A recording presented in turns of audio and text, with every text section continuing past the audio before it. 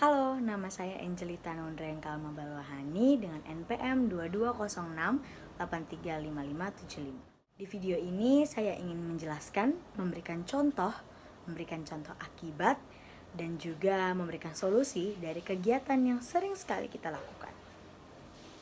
Di setiap harinya, di setiap kegiatannya, kita pasti membutuhkan tas. Apalagi jika barang yang kita bawa itu banyak sekali, pasti kita membutuhkan tas yang lebih besar. Contohnya tas jenis ransel. Tas jenis ransel ini diminati oleh anak-anak sekolah, oleh remaja, oleh orang yang sudah bekerja, bahkan lansia.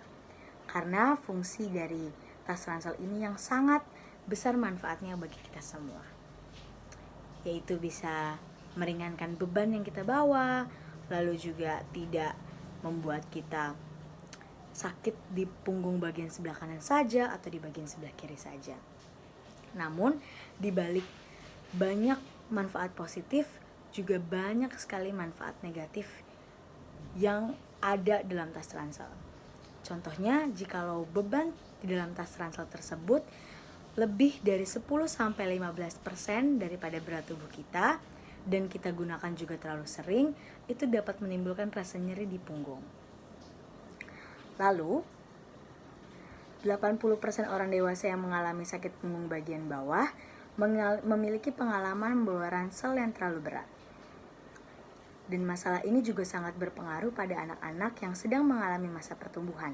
Contohnya, dulu sering sekali orang-orang tua zaman dahulu itu mengatakan bahwa jangan bawa terlalu berat di bagian punggung, nanti bisa tidak tinggi atau bisa pendek. Itu ada benarnya juga, karena jikalau kita membawa terlalu berat di bagian punggung, itu akan membuat pertumbuhan kita menjadi lebih lambat seperti itu. Lalu akibat dari kita yang sering memakai ransel yang berat setiap hari itu juga menyebabkan masalah pada tulang belakang kita.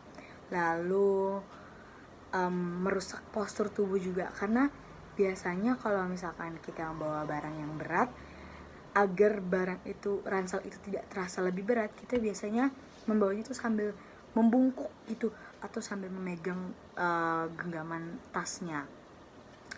Lalu itu juga bisa membuat otot kita lebih lemah, lalu juga mudah merasa sakit di bagian punggung, di bagian bahu.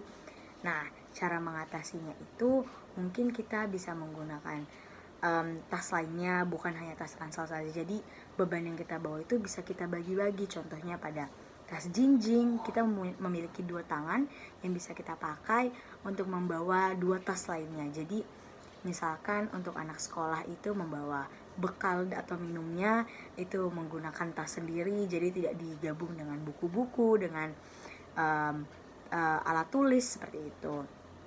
Lalu juga untuk orang-orang kantor mungkin bisa menggunakan tas laptop sendiri agar tidak membuat di bagian ranselnya itu menjadi lebih berat seperti itu. Kiranya cukup penjelasan dari saya, kurang lebihnya mohon maaf. Terima kasih.